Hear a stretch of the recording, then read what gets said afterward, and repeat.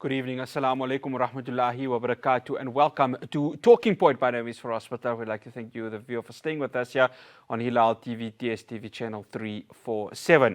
It was on the 14th of Ramadan, March 15th, when many South Africans woke up to the news that the South African ambassador to the United States, Ambassador Ebrahim Rasool, had been relieved of his duties as was expelled as the ambassador of the country. Now, this came as US President Donald Trump had labeled Ebrahim Rasool a race-baiting politician who hates America and hates POTUS. I beg your pardon, it was actually Marco Rubio. So it was Marco Rubio who made those comments. This comes after the US government had linked remarks that were made to an article by right-wing media outlet Breitbart, wherein Rasool was quoted as saying Trump had mobilized a supremacist instinct and a white victimhood as a dog whistle during last year's elections. Now, we had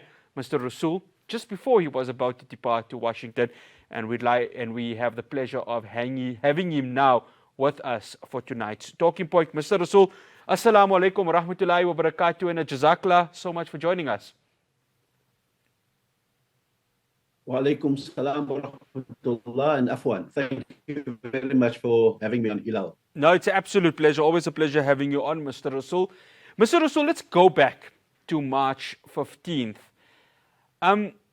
When obviously these social media posts come out, it's obviously prior to you being given, of course, your orders to be expelled as the ambassador.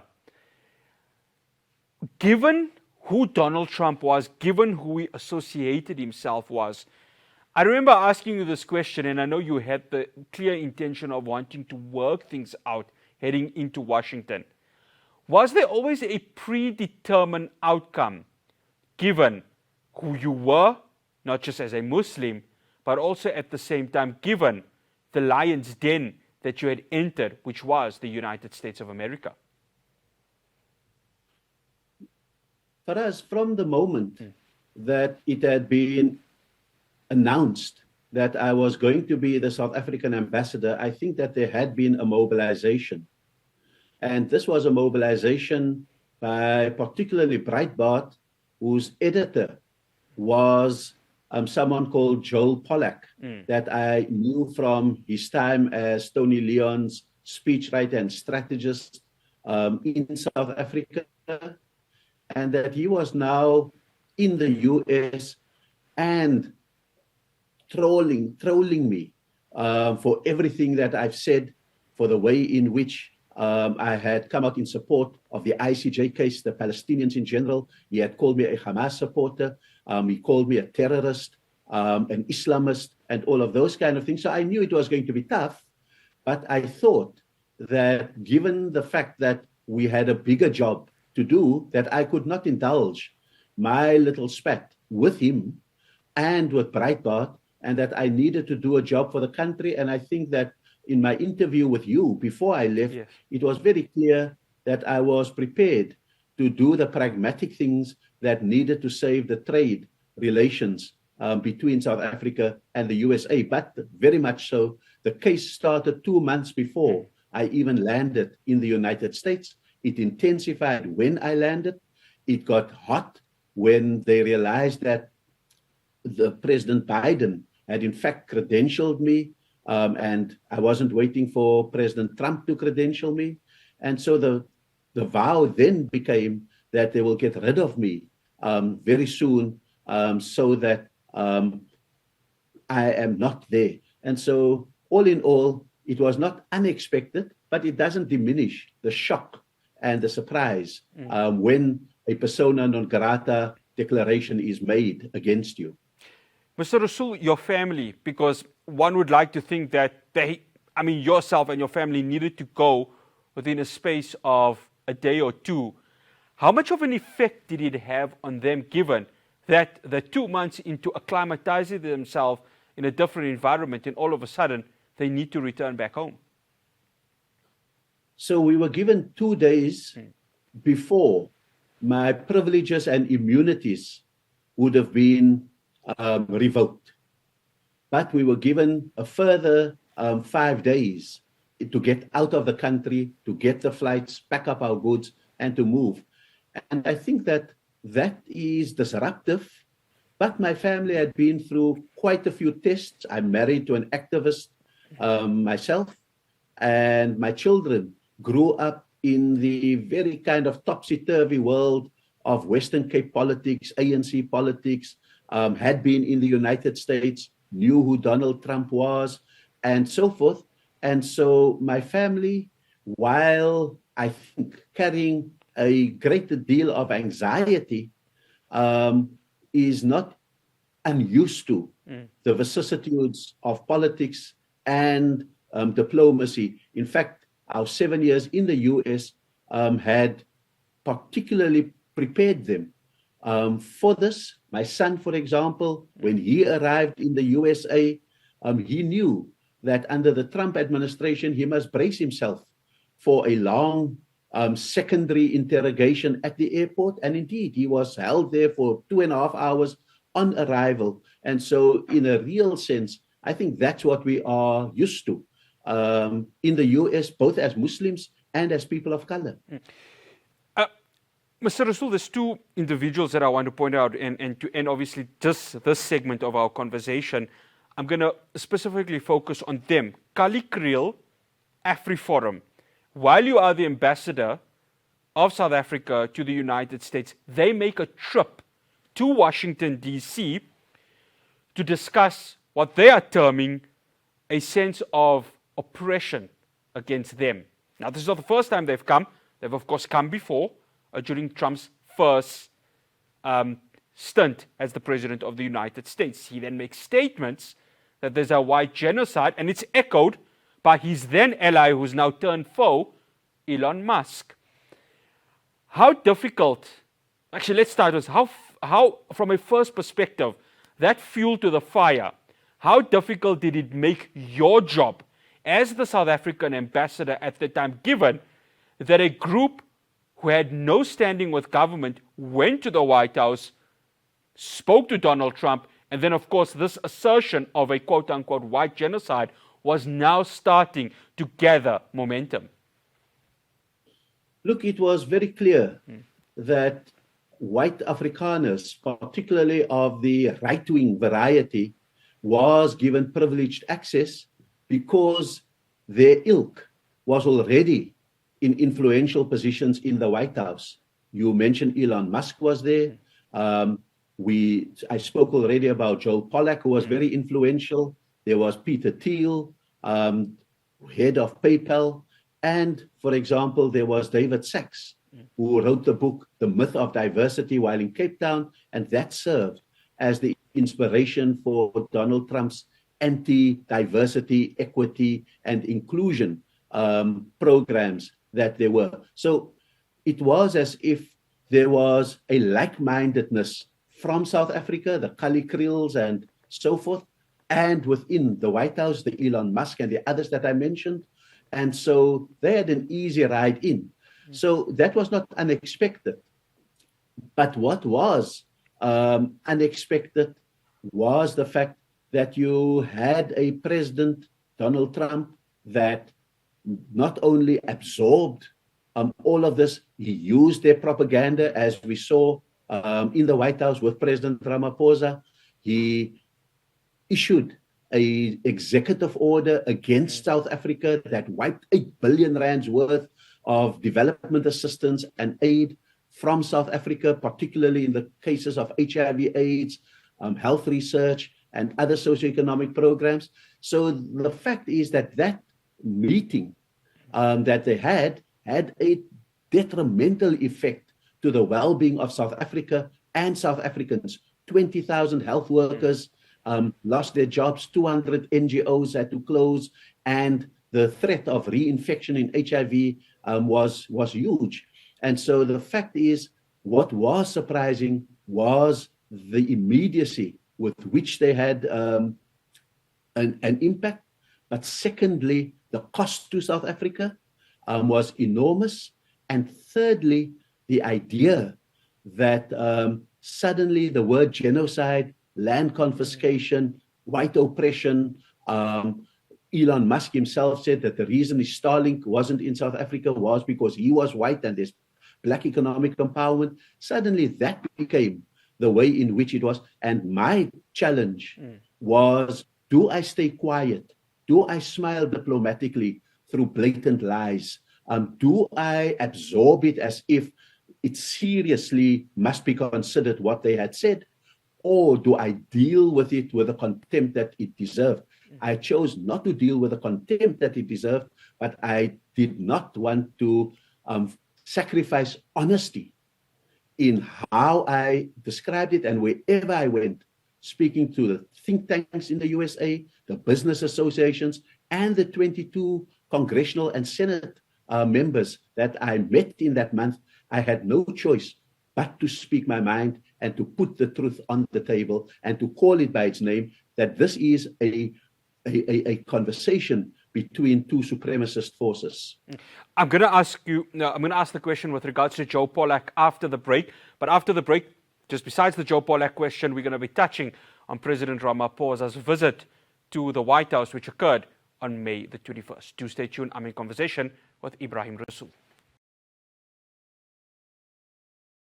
Welcome back to Talking Point. I'm still in conversation with a former South African ambassador to the United States, Mr. Ebrahim Rasool. Mr. Rasool, shukran so much for staying with us. Mr. Rasool, before we go to what happened on May the 21st, Joe Pollak, of course, he's, of course, one of the leading names when it comes to Breitbart, this right-wing media outlet. I want to touch on how there was a push for him to take over your position as the ambassador, a lot of it coming from the ANC's GNU partner, the Democratic Alliance. Were you surprised by this push from the DA to try and have him be your actual successor in Washington? Joe Pollak was actually positioning himself to be the United States ambassador to South Africa. Okay. That was what he was telling the world he was going to be. And he thought that he could win that position by being the one who ousts me, and therefore he was the one that broke the news about my alleged race baiting and hating the United States and its president and so forth. So that was actually what he wanted to do. In fact, the Democratic Alliance would have thought that his previous boss, Tony Leon, should be my replacement to the United States. So I think that what was happening is that they were in fact going to send someone to South Africa in Joe Pollak with a heavy problem against South Africa, and they wanted at the same time to choose my successor so that they could have someone that they can relate to better in the United States in the person of Tony Leon. And so when I said that we shouldn't fall for that, I was basically saying the United States cannot choose South Africa's ambassador, especially if that ambassador does not represent our values, particularly in relation to our stand against Israel, our charge against Israel of a genocide at the International Court of Justice. If we send someone who does not agree with that fundamental and cardinal value of South Africa, then I think we would be in trouble. Right. Mr. Rasool, May the 21st, I'm sure you and millions of South Africans were watching it. President Cyril Ramaphosa takes a strong delegation with him. You get, of course, Johan Rupert, you've got Ernie Els, Retief Goosen, who are there as non-governmental representatives. Of course, this white genocide gets brought up again.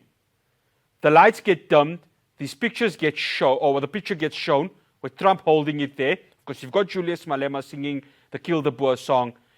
And then, of course, Trump gets debunked, and it's, of course, images of what had happened at the Democratic Republic of Congo. The Lion's Den. How did President Ramaphosa perform, given that not only was he walking into an ambush, but it was clear President Donald Trump was out there to embarrass the South African president? So before we get to the 21st of May in the White House, there is the 20th and the 19th and maybe even the 18th of May that I think were very important, because at that point, South Africa's delegation, the rest of the delegation, the Minister of Trade, the Minister of Agriculture, and so forth, were negotiating trade and tariff deals with their equivalents in the USA.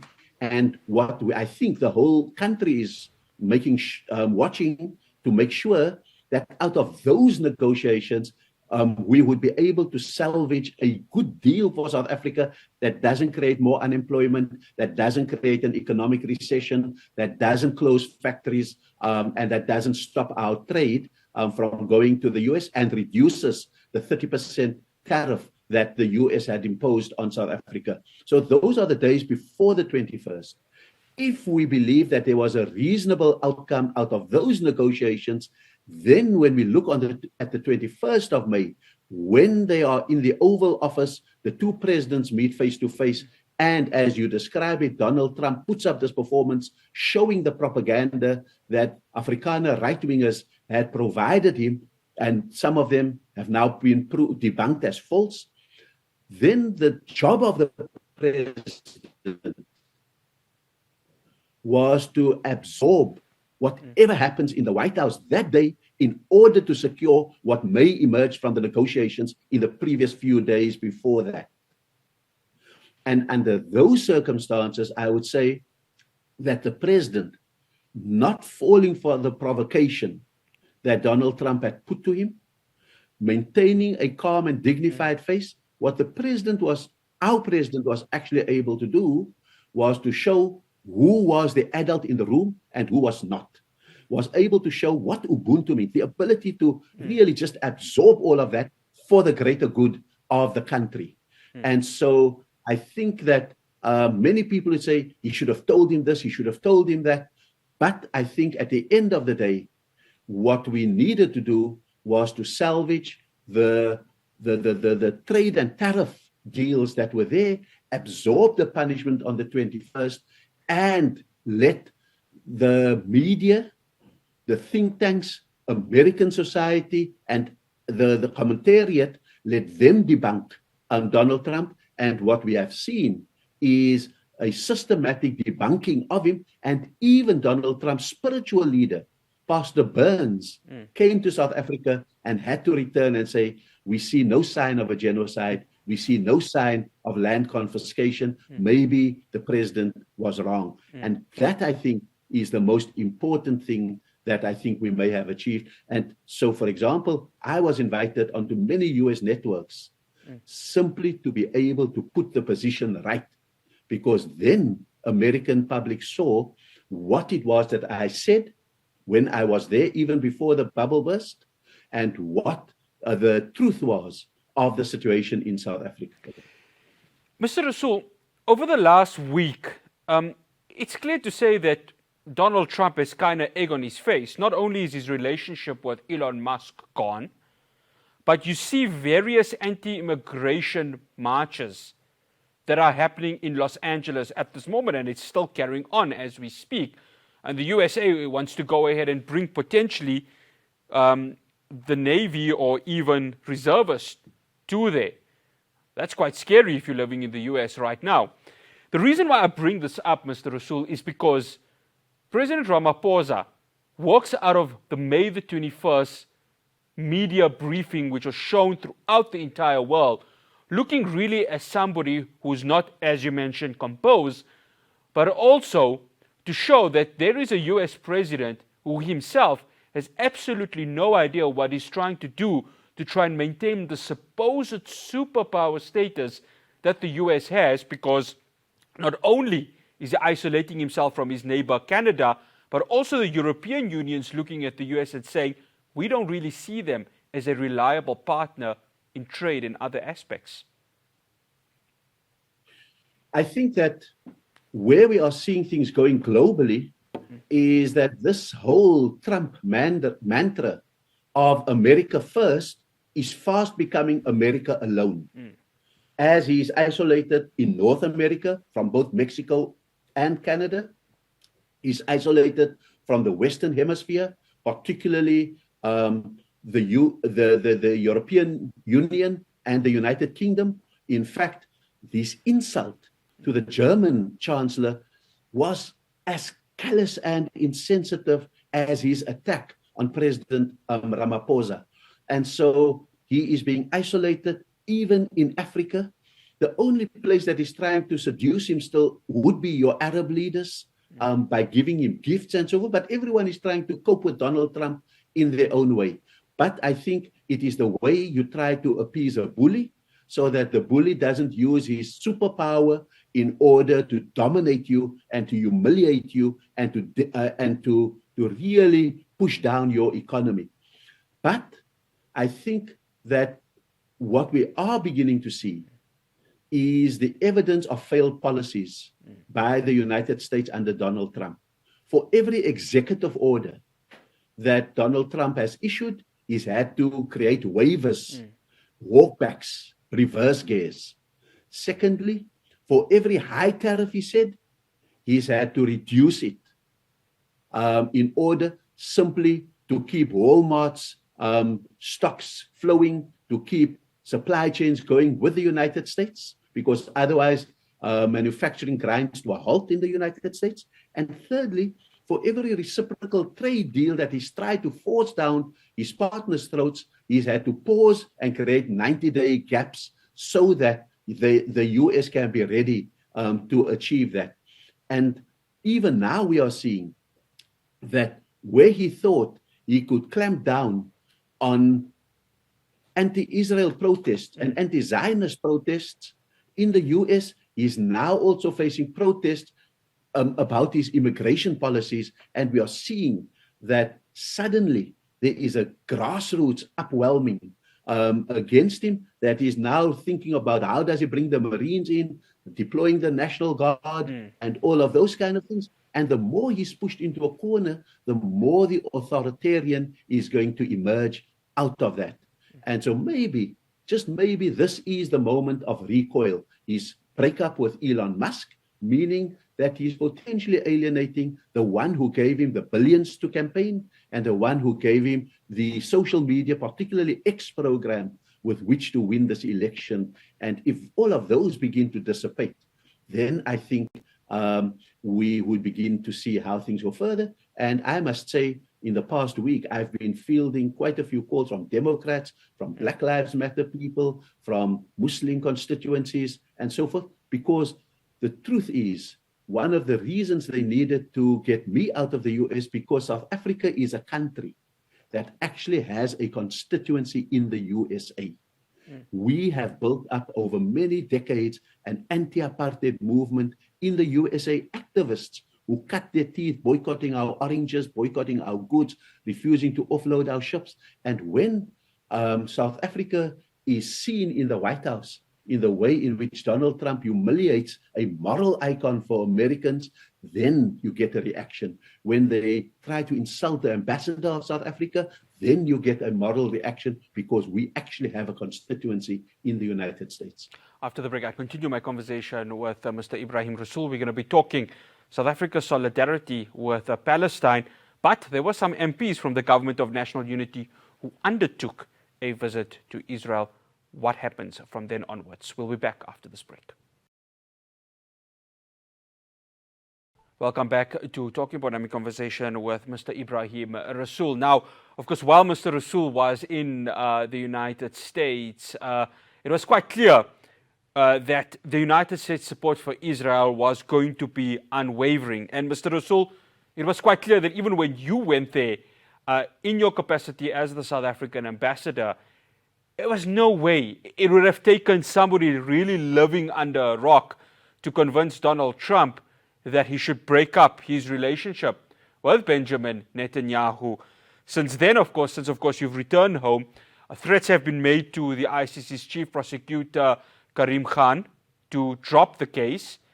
And the United States has, of course, hit out at any organization that continues to go ahead and voice its dissatisfaction with Israel. It's quite clear, isn't it? Their support for Tel Aviv will continue to be unwavering. I think we must accept that as a given. It is a given in United States foreign policy that they will always have Israel's back. It will always defend whatever Israel does, and they will always arm Israel to do whatever needs to be done.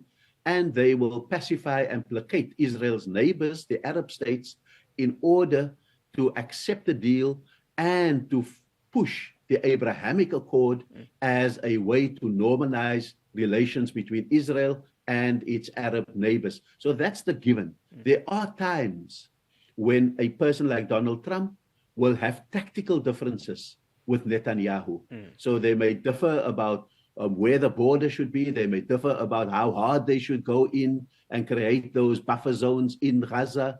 They may differ about whether to have a ceasefire for so long or for so long, how much aid to go in, but they will never have a strategic difference with Israel, nor will they have a principled difference with Israel. So if we understand it at that level, then we understand why South Africa was particularly targeted by the United States for having the guts to actually take Israel to the International Court of Justice. And what you then had pitted against each other was what I call a military superpower, the United States, against what I believe is a re-emergence of South Africa as a moral superpower that is able to say, we are going to do what is right, even if it hurts us in the short term. And that, I think, is where the issue of the ICJ case, the International Court of Justice, comes in. I think initially they thought that this will be a passing phase, but when 14 of the 15 judges in the ICJ voted for a plausible case of genocide against Israel, they started to get worried. When South Africa was joined with other countries, particularly European countries like Ireland and Spain, then they began to get worried. But most importantly, when South Africa was supported by the ordinary citizens in the United States, in Europe, even in some of the Middle Eastern streets and across the global South, then it was clear that what they were supporting was increasingly becoming unsustainable. So the hard-handed action against the activists at the campuses in the United States, I think, rather than killing everything and ensuring that there is no upwhelming of protest, has now spread to places like Los Angeles and has morphed into anti-immigration policy, anti-ICE campaigns that is there. And therefore, I think the Israel connection is an important one, but it is also a dangerous one for Donald Trump, because he's losing the support of young people across the USA, but also importantly, young Jews in the USA. Doc, Mr. Rasool, let's touch on here back home. So there were a group of members of parliament who undertook a visit to Israel from the Patriotic Alliance and the Democratic Alliance. They went there with this organization called Friends of Israel, and of course they came back with a predetermined outcome that there's no apartheid that Israel is perpetrating, or even within its own country. I know it's difficult for you to put yourself in the president's shoes, but right now President Ramaphosa has not done much, because of course right now this is a legislative action that needs to be taken, of course, by the Speaker, and many people have written to the Speaker. But the fact that you have MPs who are also members of parties who are part of the government of national unity undertaking this visit to Israel, whereas in government stance is complete solidarity with Palestine, it's a head scratcher, isn't it, to some on the outside, but to many, when you look at these parties, they have really shown their true colors when it comes to who they are backing in this genocide that is happening in Gaza. I think you're right. I think that the choice that is faced by South African leadership, whether it is parliamentary leadership, whether it is ANC leadership, whether it is GNU or Government of National Unity leadership, is whether you let the electorate deal with those parties or whether you act against them by other pieces of legislation, such as that in Parliament and such as that from the GNU. I think that the caution that you are seeing is that you don't want to make martyrs or victims of those MPs. Their lies speak eloquently, their whitewashing of the truth, the fact that they say that there's no apartheid, that's so clear for the whole world to see, and therefore, do you want to turn them into victims and martyrs for a falsehood that is apparent? So that's the kind of dilemma that is being faced. I think that partly those MPs in the DA may have gone with a confidence to say that even when we supported Israel at the height of the genocide, we still got enough Muslim votes, or the overwhelming majority of Muslim votes, so we don't have to care any longer. And they may feel that they have enough grounding to say, come next year's local government election, we will again get the majority of Muslim votes out of this. So we have nothing really to fear as a backlash from the electorate. And so the question is, do you take out a punitive measure using the legislation we have against those MPs, or do we have an electorate punishment in the next elections? And I think that that's really the kind of approach that may need to be taken. The idea of, for example, overreaching maybe through legislative punishment of them could be that you cement a white voting bloc plus their allies in colored and black communities, and you work with the indifference of Muslim voters who will still vote for the potholes in Athlone rather than for the craters in Gaza where Israeli bombs have fallen.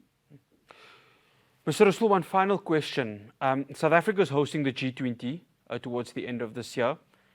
Its stance on Palestine is not going to change. How important is it that they do not, and of course this is going to come specifically from one country, the United States of America, that they do not fold under the pressure? Many would have thought this would have happened on May the 21st, but from what we're reading, there was no real discussion about the ICJ case against Israel. But whether or not, it's inevitable that it's going to come up from Donald Trump and the rest of his government. How important is it that President Ramaphosa and the rest of government does not fold to the demands of the United States, especially when it comes to this ICJ case? I think that it is now accepted that that is the one non-negotiable in South Africa's negotiating position with the United States. We can negotiate trade, we can negotiate tariffs, we can negotiate de-dollarization, all of those things. But I've said it from before I left, I've said it while I was there. It's a message that has been continued by the presidential delegation that the ICJ case charging Israel with genocide is not up for negotiations. And I think the one moment on the 21st of May in the White House that we must not underestimate is when Donald Trump was asked, what are you saying to South Africa about the case against Israel? He said, we will wait for the outcome of the case, meaning that he had understood that he can't move us on that.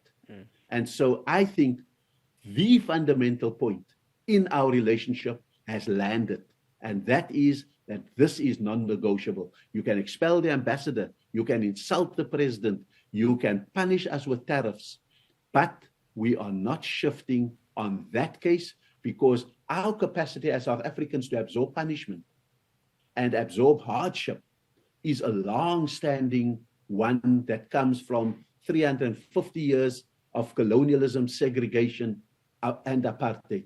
And so we are not gluttons for punishment, but we are resilient in the face of punishment. And I think that story is landing in the United States. That was acknowledged by Donald Trump in the White House that day. And I think that Donald Trump can choose whether he comes to the G20 to receive the leadership from President Ramaphosa, or whether we are the G19 that will convene in South Africa. And his choice is, does he want to be present and take over the leadership on behalf of the United States? Or does he choose to isolate the United States from the other great powers in the world? That's the choice. After the break, I wrap up my conversation with Mr. Ebrahim Rasool. We're going to be chatting about any new roles that he's looking ahead to in the future. Do stay tuned. Welcome back to Talking Point. Mr. Rasool, let's talk shaping the world, Muslims and the push for peace. Of course, we have seen with many of the Muslim countries, especially those in the Gulf states, playing the role, of course, as mediators to try and bring about a ceasefire to end the genocide in Gaza. But how do we see Muslims now? And obviously, I want to bring in Turkey, who is, of course, playing quite a role when it comes to ending the war between Russia and Ukraine.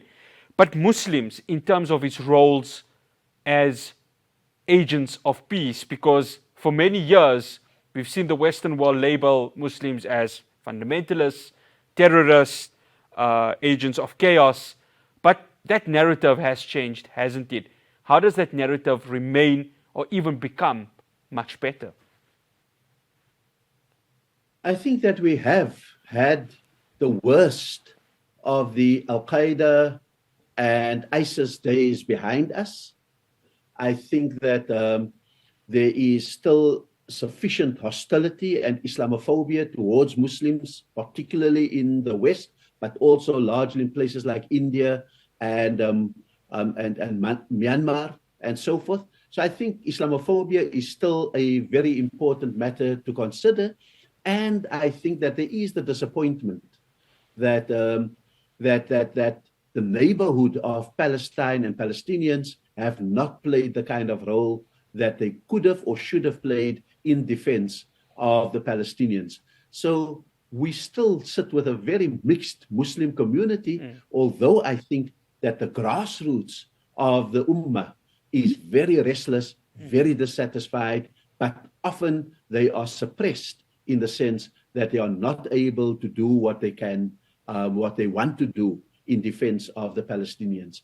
So that, I think, is one thing, but at least what we have succeeded in doing is when major soccer games are played, you can see the Palestinian flags unfurled, not by Muslims, but by ordinary citizens of European capitals and so forth.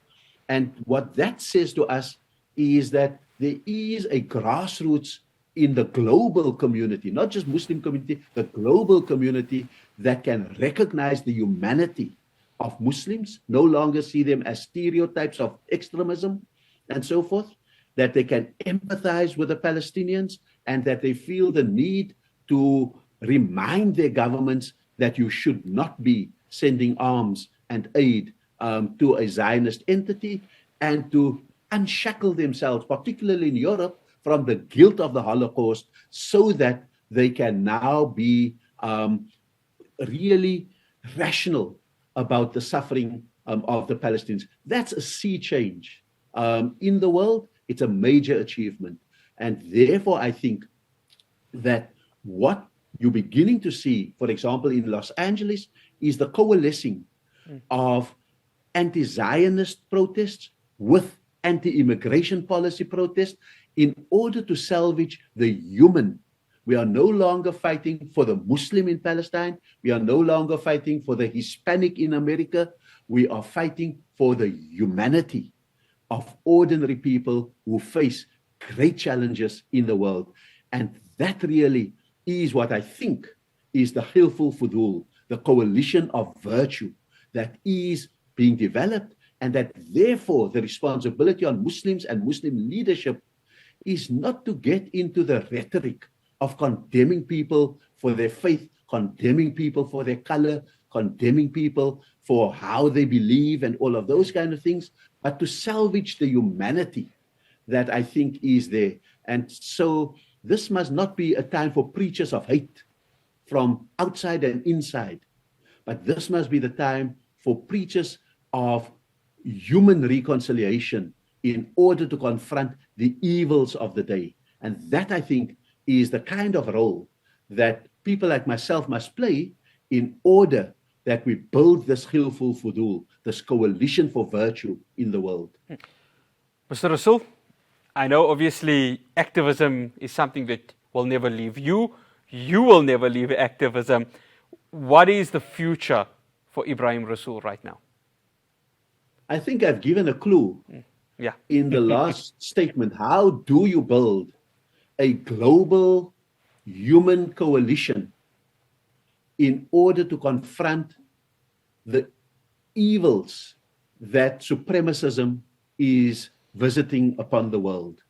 How do we deal with new thought patterns amongst Muslims so that the binary, them and us, that we often work with, so that we find human connection with each other? And those are the kind of ways in which I go about, and which the World for All Foundation, that we are really putting on steroids, inshallah, that coalition is able to take across the world. I've been doing masterclasses in Australia, how to cultivate the next generation of Muslim leaders and parliamentarians. I've just returned from Canada, where we've done similar things and working with organizations there. We've met with the Global Muslim Donors Forum so that we can activate how Muslims spend their money. Of course, we must spend it for humanitarian causes. Of course, there are welfare cases where the poor need our help. But if we don't invest in the future, we only invest in survival in the now, but we don't invest in the future leadership role of the Ummah, then I think we miss something. And that's the kind of role that the World for All Foundation is playing, how it brings peace to Muslim minorities, how it gives hope to Muslim majorities, and how it binds together the human in all of us, rather than divide according to the belief that we have differently amongst us. Let Allah sort out what happens to whom on the day of Qiyamah, but let us, in the face of evil, stand firm and united, inshallah. Inshallah. I mean, Mr. Rasool, one final question. Your great rival in the Western Cape, Helen Zille, looks like she wants to make a return to politics to run for the mayor of Johannesburg. Would that inspire you, Mr. Rasool, to get back into politics? First, I want to get your reaction to her looking to run for the mayor of Johannesburg. And number two, would that in the future, Mr. Rasool, want to maybe inspire you to say, well, I'm going to give it another shot at politics? I think Helen Zille will do what Helen Zille does best for the benefit of Helen Zille. I'm not in a competition for relevance. I'm going global. I've been global. She's going local. That's her right to do so. I think that she certainly has skill and talent, and maybe that's at the local level where she wants to bring it. But I think that what I need to do is to take what Donald Trump has given me, global relevance, global heroism. He's given me a badge of honor in the persona non grata. I would be ungrateful to waste that. And I must take this as an amanat, as a trust from Allah, that maybe my role is not to compete at the local level, but maybe my role is to share what South Africa has given me, what South Africa has taught me, what my years of service here has given me, and what the Muslim community has engendered in me here in Cape Town particularly. I must share that with a world and with an ummah that is in trouble. Mr. Rasool, always a pleasure having you on. Shukran so much for joining us. Assalamu alaikum wa rahmatullahi wa barakatuh. Wa alaikum assalam wa rahmatullahi wa barakatuh. That's Ebrahim Rasool, of course, the former South African ambassador to the United States. That's all we have for you here on Talking Point. From myself, Faraz Patel, and the rest of the team in Johannesburg. Assalamu alaikum wa rahmatullahi wa barakatuh.